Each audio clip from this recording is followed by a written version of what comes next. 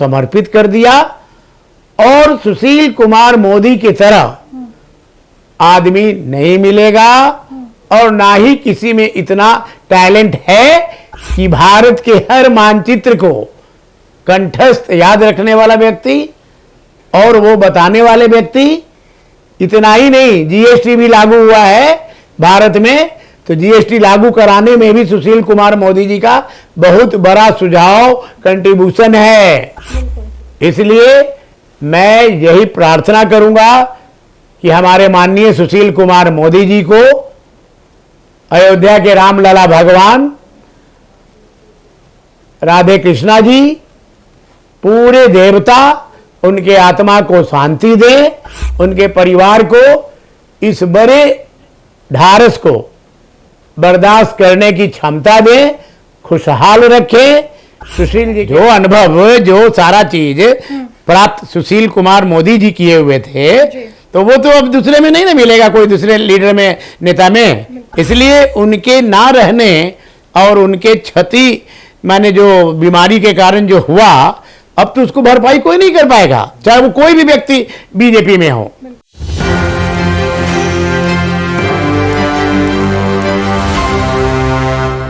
नमस्कार, एक न्यूज 24 देख रहे हैं आप और मैं हूं आपके साथ शिवानी। बिहार में और पूरे देश भर में शोक की लहर है। बता दें आपको कि बिहार के पूर्व उप मुख्यमंत्री और राज्यसभा के पूर्व सांसद सुशील कुमार मोदी जी का निधन हो गया है। दिल्ली के एम्स में उन्होंने अपनी अंतिम सांस ली। यहां पर बता दें आपको कि बिहार के तमाम पक्ष और विपक्ष यानी सत्ता पक्ष लगातार सुशील कुमार मोदी को लेकर अपनी राय रख रहे हैं, उन्हें अपना अभिभावक बता रहे हैं। इस मामले पर आज विस्तार से चर्चा होगी। बिहार के लिए और पूरे देश भर के लिए दुखद समाचार है, लेकिन इस पर आज हमारे चर्चा करने के लिए हमारे स्टूडियो में मौजूद है हमारे सहयोगी नंदन, और साथ ही आपको बता दें कि राष्ट्रीय लोक जनशक्ति पार्टी के कोषाध्यक्ष सह मीडिया प्रभारी सुनील कुमार जी मौजूद है। किसी चर्चा के और यूं कहे तो किसी नाम के मोहताज नहीं है, लेकिन सुनील कुमार जी आप बताइए मुझे कि कैसे आप देख रहे हैं, सुशील कुमार मोदी जी का निधन हो गया है और साथी पक्ष हो सत्ता पक्ष हो तमाम लोग सुशील कुमार मोदी को लेकर ट्विटर पर हो चाहे मीडिया के सामने हो अपनी राय रख रहे हैं। बिहार के दिग्गज नेता का इस तरीके से चले जाना कितना क्षति पहुंचा रहा है बीजेपी को? देखिए, अभी जो बिहार का राजनीतिक माहौल है वो बिल्कुल गम में तब्दील हुआ है। इसलिए तब्दील हुआ है कि हमारे बिहार के नहीं, देश के जाने माने बीजेपी के बहुत बड़े कद्दावर नेता और बहुत ही विद्वान और बहुत ही जानकार श्री सुशील कुमार मोदी जी का लंबे दिनों से कैंसर से जूझ रहे थे, जिनका की मौत दिल्ली एम्स में हो गया है। इस मौत से बीजेपी के तमाम यूनिट शाखा में गम दिवस के रूप में मनाया जा रहा है। और आपको मैं बता दूं कि सुशील मोदी जैसे आदमी, नेता, विचार अब किसी नेता में शायद ही मिले, ना तो मैं नहीं कह सकता हूं, लेकिन शायद ही मिले। मैं आपको बता दूं कि सुशील कुमार मोदी जी के साथ मैं 1985 से जुड़ा हुआ हूं। जब मैं पटना यूनिवर्सिटी में पढ़ता था, 1985 में पटना कॉलेज का छात्र था, और सुशील कुमार मोदी जी अखिल भारतीय विद्यार्थी परिषद के हेड हुआ करते थे, और हरेंद्र प्रताप जी, इन्होंने हमको बनाया था। पटना जिला के मंत्री पद हुआ करता था विद्यार्थी परिषद में।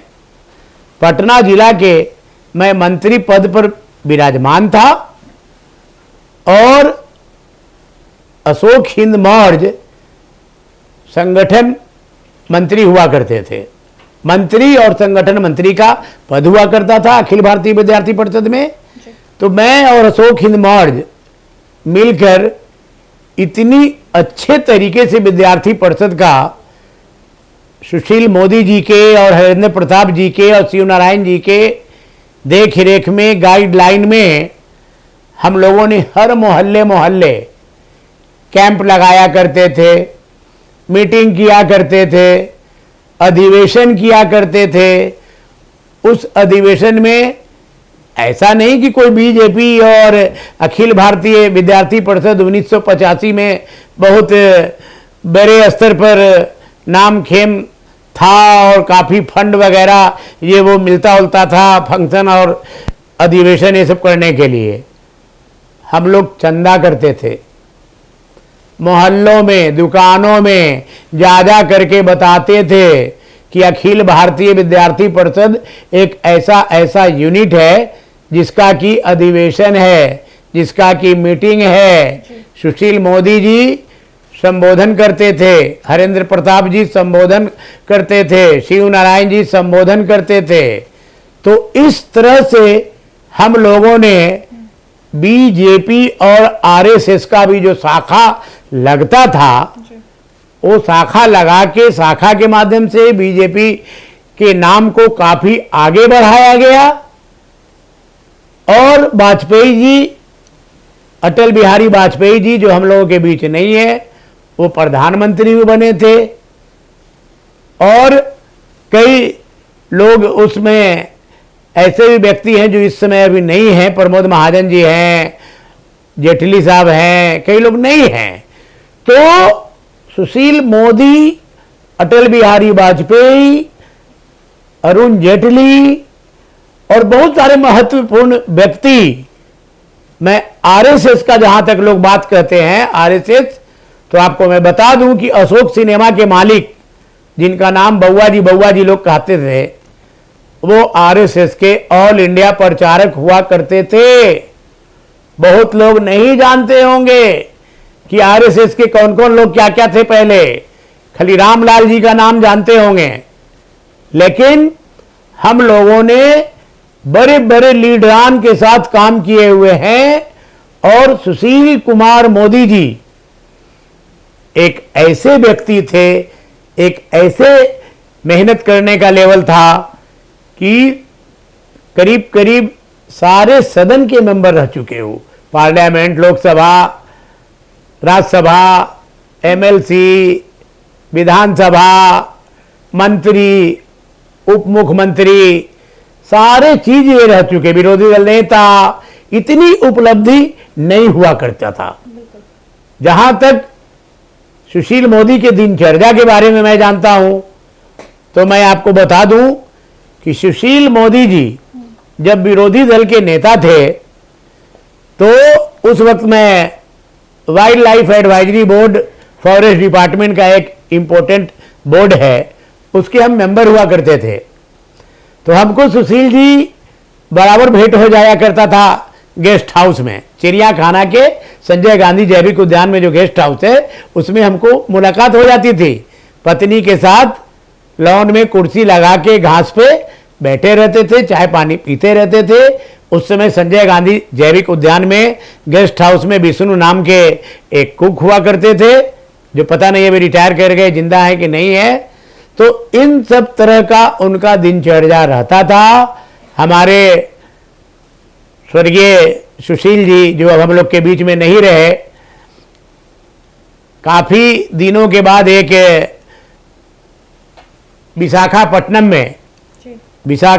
में एक अखिल भारतीय विद्यार्थी परिषद का महासम्मेलन अधिवेशन लगा था। सुशील जी ने बोला कि सुनील जी, पूरे आदमी को ट्रेन से चलना है, हम लोग भी साथ चलेंगे। तो हम लोग ट्रेन से गए, बहुत लोगों का टिकट कटा। विशाखापट्टनम के बाल्टेर जंक्शन पे हम लोग उतरे और सम्मेलन में भाग लिए, बहुत तरह की बात सुने।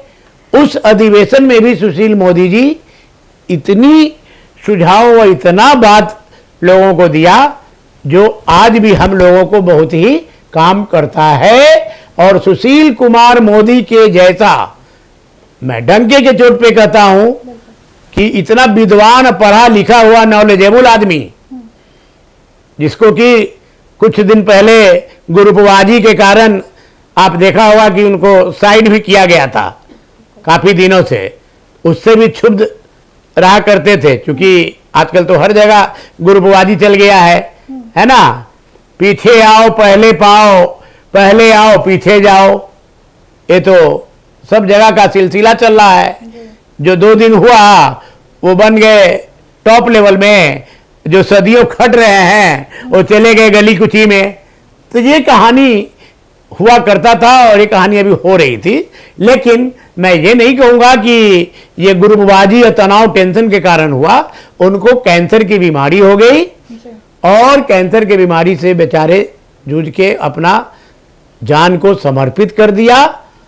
और सुशील कुमार मोदी की तरह आदमी नहीं मिलेगा और ना ही किसी में इतना टैलेंट है कि भारत के हर मानचित्र को कंठस्थ याद रखने वाला व्यक्ति और वो बताने वाले व्यक्ति। इतना ही नहीं, जीएसटी भी लागू हुआ है भारत में, तो जीएसटी लागू कराने में भी सुशील कुमार मोदी जी का बहुत बड़ा सुझाव, कंट्रीब्यूशन है। इसलिए मैं यही प्रार्थना करूंगा कि हमारे माननीय सुशील कुमार मोदी जी को अयोध्या के रामलला भगवान राधे कृष्णा जी, पूरे देवता उनके आत्मा को शांति दे, उनके परिवार को इस बड़े ढारस को बर्दाश्त करने की क्षमता दे, खुशहाल रखे, सुशील जी की आत्मा को शांत रखे, खुश रखे, यही हमारी शुभकामना है। अच्छा सुनील जी, एक सवाल करेंगे आपसे कि आपने कहा कि हम 1985 से सुशील कुमार मोदी को जानते हैं, अच्छी खासी मित्रता थी आपकी उनके साथ, संबंध थे आपके उनके साथ, तो लगभग 40 साल से अगर आप उन्हें जानते हैं तो कुछ आरोप भी सुशील कुमार मोदी जी पर लगाए गए थे कि जब तक कि डिप्टी सीएम थे बिहार के, इन्होंने कुछ बिहार का विकास किया नहीं था। कर सकते थे लेकिन किया नहीं था। तो उन आरोपों को आप किस तरीके से देखते हैं, क्योंकि आप भी इनके बहुत करीब थे? देखिए, ऐसा है कि आरोप प्रत्यारोप ये तो हर पार्टी का सुहाग है ना। ये जो है कोई बहुत बड़ा बात नहीं है। आरोप प्रत्यारोप तो नंदन जी हर पार्टी में होते रहती है, घर में होते रहता है। इसलिए अब स्वर्गवास हो जाने के बाद इस तरह का क्वेश्चन और इस पर टिप्पणी मेरे लिए देना ये शोभनीय बात नहीं है। अभी मैं यही कहूंगा कि उनके परिवार को भगवान जो है बिल्कुल इस दुख की घड़ी में सहने का क्षमता दे और उनकी आत्मा को खुश रखे, यही मेरी शुभकामना है। बिल्कुल सर, यही होता है कि वक्त कोई नहीं जानता है किस क्षण किसके साथ क्या हो जाए। और सुशील कुमार मोदी बिहार की अगर बात करें तो बिहार में उन्होंने बहुत कुछ दिया है, एक राजनीति को एक अलग पैमाना दिया है। आपको बताएं तो बीजेपी को स्ट्रांग करने में, गठित करने में सुशील कुमार मोदी का बहुत बड़ा हाथ रहा है। ऐसे में सुनील जी, आपसे एक और मेरा सवाल रहेगा कि सुशील कुमार मोदी के जाने के बाद, हालांकि बहुत दुख का क्षण है, लेकिन सवाल बस छोटा सा ही है कि क्या कुछ क्षति बीजेपी को पहुंचने वाला है बिहार में? देखिए, अब जिस चीज की जानकारी रखने वाले, जिस चीज में दिमाग चला के और पॉलिटिक्स करने की जो एक्टिविटी बनी रहती थी, वो एक्टिविटी दूसरे में तो नहीं मिलेगी। जी बिल्कुल सही बात। जो अनुभव, जो सारा चीज प्राप्त सुशील कुमार मोदी जी किए हुए थे, तो वो तो अब दूसरे में नहीं ना मिलेगा, कोई दूसरे लीडर में, नेता में। इसलिए उनके ना रहने और उनके क्षति माने जो बीमारी के कारण जो हुआ, अब तो उसको भरपाई कोई नहीं कर पाएगा, चाहे वो कोई भी व्यक्ति बीजेपी में हो। सुशील जी थे, मैं जानता हूं भाई, वो गाजर और मूली के बहुत प्रेमी थे। पूरे ट्रेन में गाजर और मूली खाते गए और खिलाते गए।